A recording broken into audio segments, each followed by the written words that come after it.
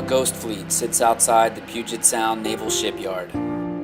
Aircraft carriers that supported missions for 50 years are gathering rust or are being used for parts. Now, USS Nimitz is going through some of the heaviest work that these ships had to go through to keep it going around the globe for the remainder of its life.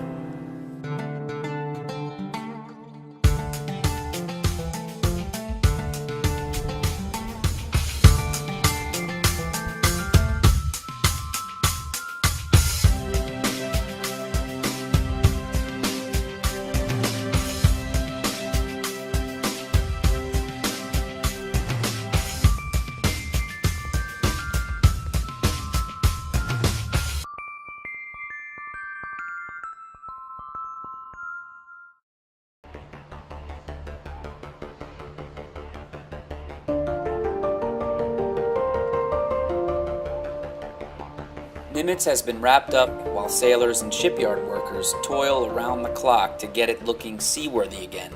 But looks alone won't get this 36-year-old ship running.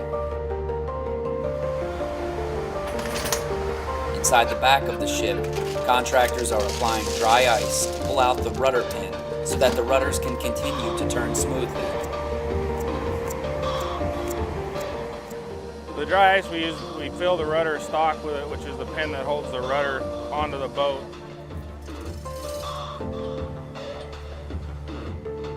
It helps keep the metal from transferring heat when we heat the opposing pieces with ceramic heaters. The metal pin must be shrunk by getting it to a certain temperature, while the part that holds it in place is expanded with heat. When the pin is ready, it is hooked up to a crane. The ship is designed to have deck plates removed so that the crane can pull the rudder out from the flight deck.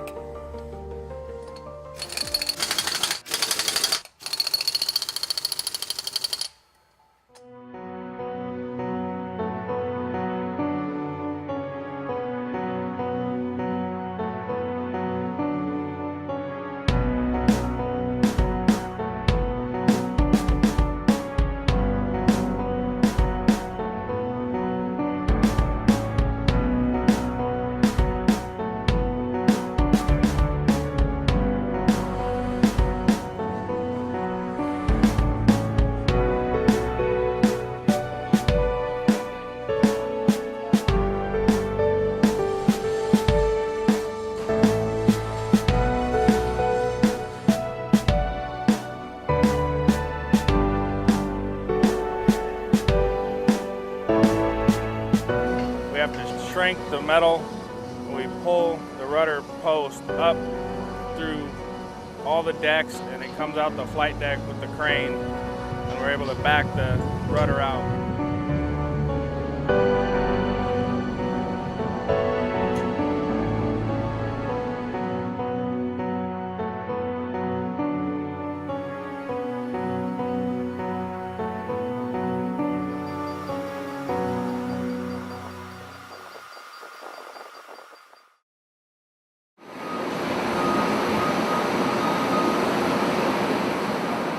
After we break the interference fit, we hook up our L bars to the outside of the rudder, big clamp fixture,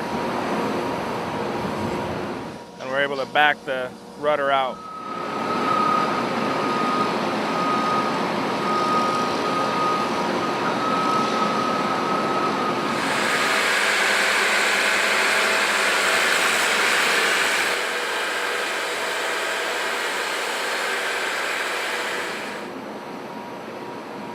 So at the end, you have the rudder stocks hanging in the crane, and the rudder blade is sitting in the L bars. Once the rudder is removed, the pin is brought back in with the crane. Scaffolding is then built around the rudder in the dry dock.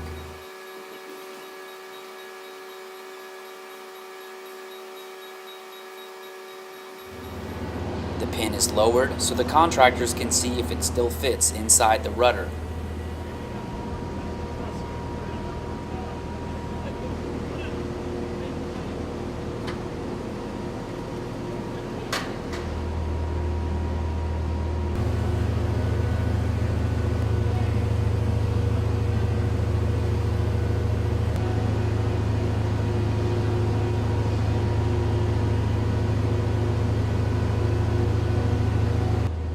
to check the contact between the rudder stock and the rudder blade itself. So we clean everything really good, and we'll use a transfer die from one piece to the other, and we'll drop the stock down inside using the crane, and it'll make contact in the rudder blade in the bore. We'll pull it out and we'll read the transfer, and we have to have a certain percentage of contact between the two components.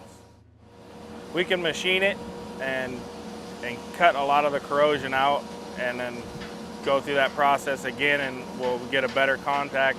The extreme cases, we have to weld build up that area and then machine it. Over time, this rudder pin has shrunk and been warped. See all the blue spots? That's where it's touching. Everything else is not. Okay. What we want to see is about 90% contact. So this, in theory, should be all blue. Where we laid all the blue.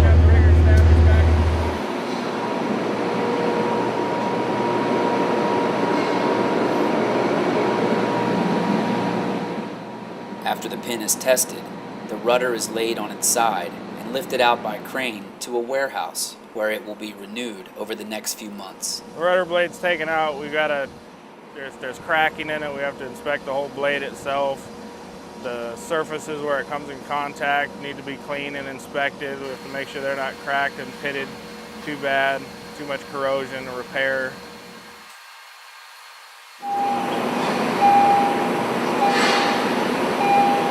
There's a lot of preservation that goes into it before it comes back out here. It gets completely sandblasted and repainted before it comes back. That process can take 4 to 5 months.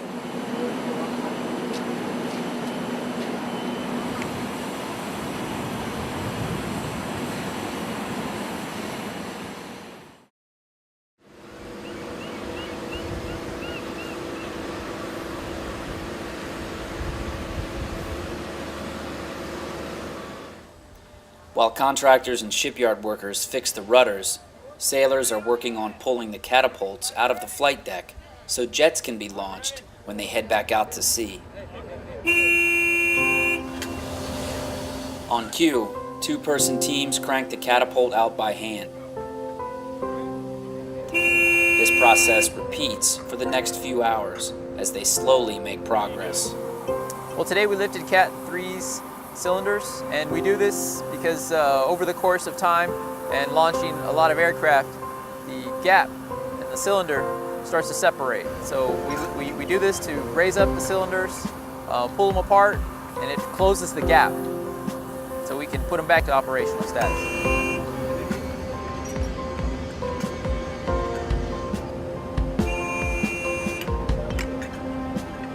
You pull one cylinder up at a time. It takes about 65 to 70 sailors and about 6 VRT technicians to complete this whole evolution.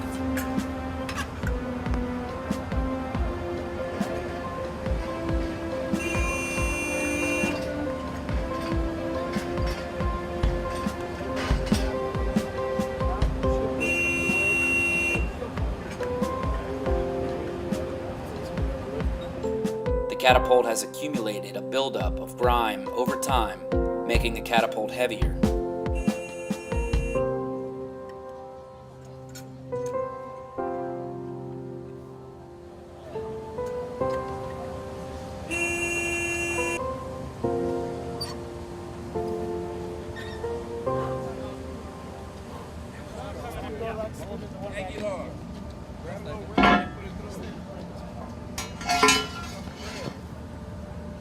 Once both sides are lifted, metal beams are put underneath to hold them up, while another team goes underneath to scrub the muck out.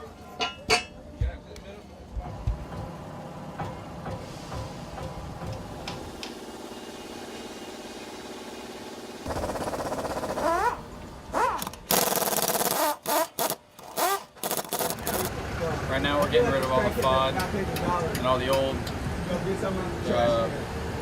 grease and all the built-up stuff that's been down here ever since the last time we pulled up this catapult. Right now, what we're doing, I'm cleaning off all of our foot pads.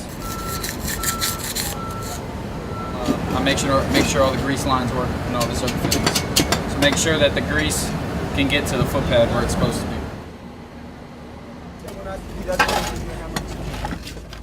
When I checked on board my first ship, that was my first job, like to get in there and clean the cat. And I must have ruined about all my coveralls. I ruined them.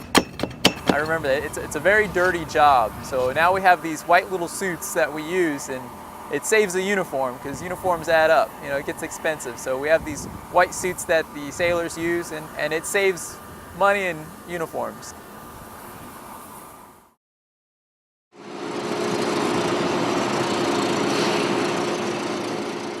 On the side of the ship, preparations are being made to add a whole new platform. The new platform, called a sponson, will allow security teams to place a gun mount on another area of the ship to protect it while entering dangerous areas. Markings on the hull show where an upgraded sponson will soon be attached.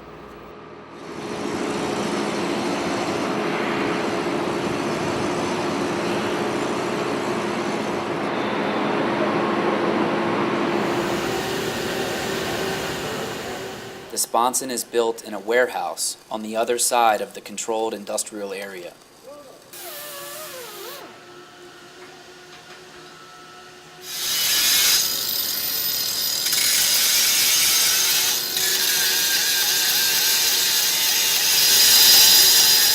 This is for a gun mount platform. I want to say this one here particularly took about 3 months. It's going to take about 3 months total. We have the skill and ability here to make pretty much whatever our customer wants. We've had quite a few changes of hands working on this project, but everybody gets familiar with it really quick.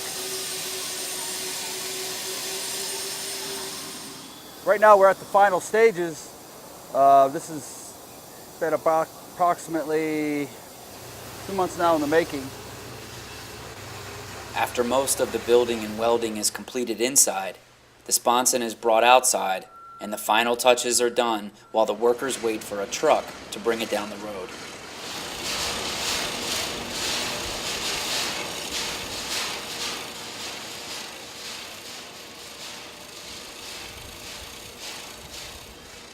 Some ways down the road, a crane will lift the sponson off of the truck, bringing it the rest of the way to the ship where it can be welded in place.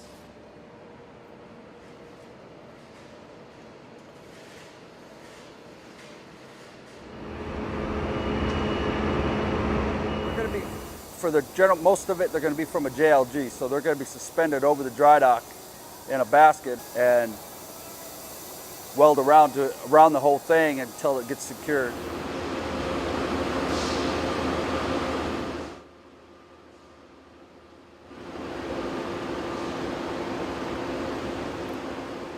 All the preparations are in place, but the shipyard workers have a long night ahead of them.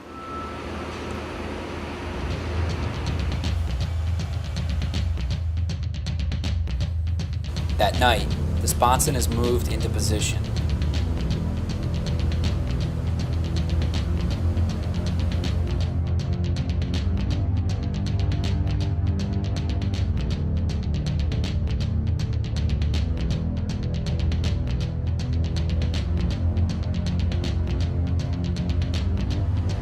Riggers will move it carefully. The platform must be aligned perfectly.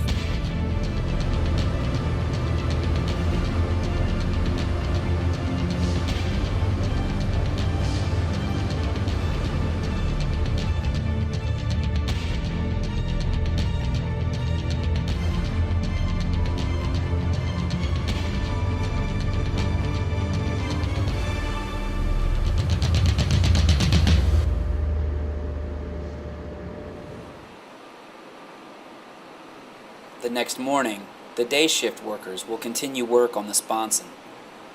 Now begins the long process of welding it into place. They're going to hook it up to the crane for about 5 days and weld around the clock until it gets secured enough to release it from the crane.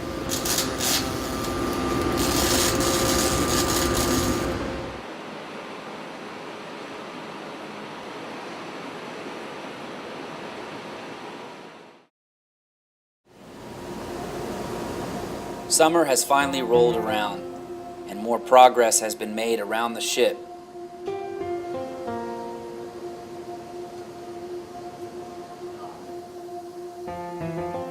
The rudders are back, and they're not the only thing that's been fixed. The propellers and propeller shafts, one of the first things to be removed, are finally being reinstalled.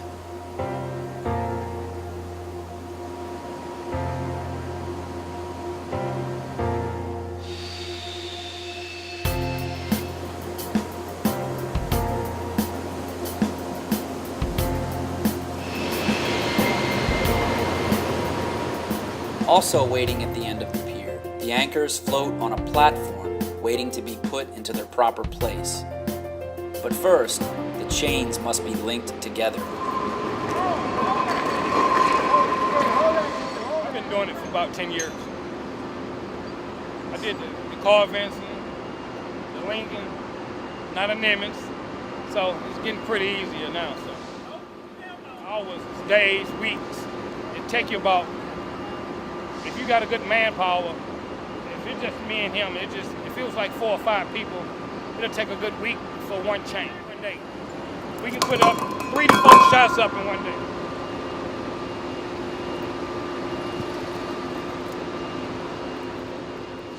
day. It may seem like an easy task, but the links are heavy. It's 350 pounds of link. And you can see I don't work out all day, so I got to use the forklift to help me lift it, so.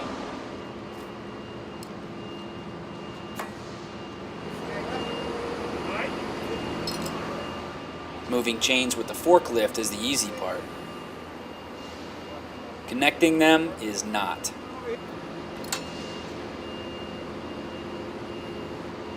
A red link will connect the 2 chains. The first side slides into place. Turning the red link to connect the other side will be much harder.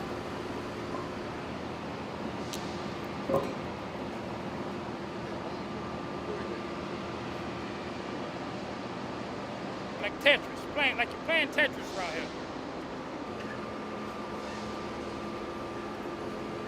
It's like putting puzzle pieces together, you know what I'm saying? In other words, it's a lot of guesswork to get the places to fit, and all this moving is stripping the new paint job.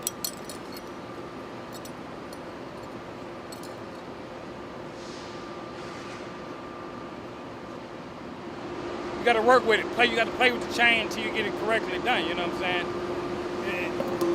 Believe me, there ain't no easy fit. You got to work with it. You got to just put it up, left, right, up, down, upside down, and see. Try every trick in the book. Really, that's what I do. Trying every trick in the book. There can be a lot of tricks to learn, though, and it takes a long time to learn them all. Week and a half for one raw chain, a good week and a half. If we get more manpower, we should be able to do it. But between me and this old guy right here, we're trying our best. Their best is enough to get the job done.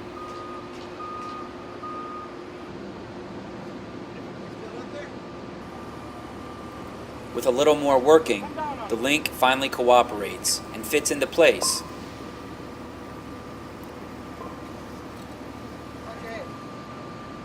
You can't do it by yourself. You can't. It's hard work, really.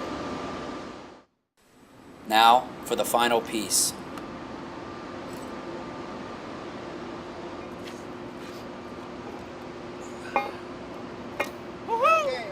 This time, success comes quickly. Got him. A lead rod will hold the final piece in position, and a victory dance follows.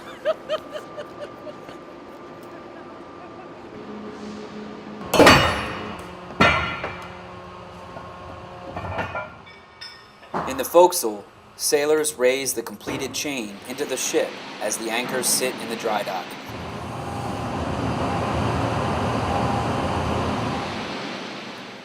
anchor can't be moved so easily though, and must be placed on rolling planks.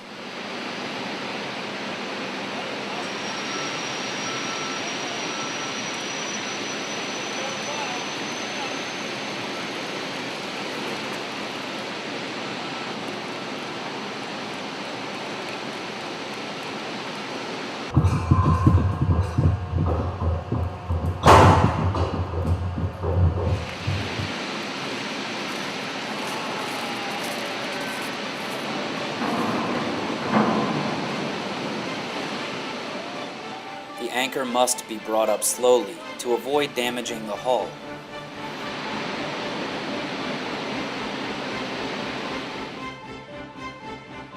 The massive anchor swings back and forth. Communication between the dry dock and forecastle is crucial to get the anchor in place while avoiding damage to the ship.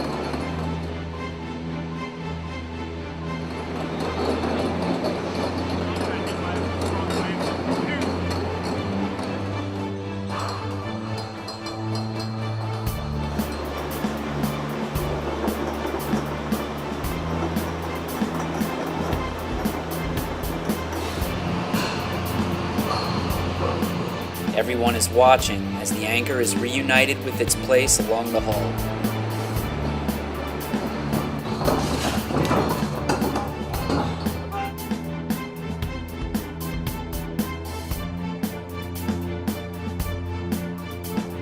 As summer's end draws near, the ship is finally coming together.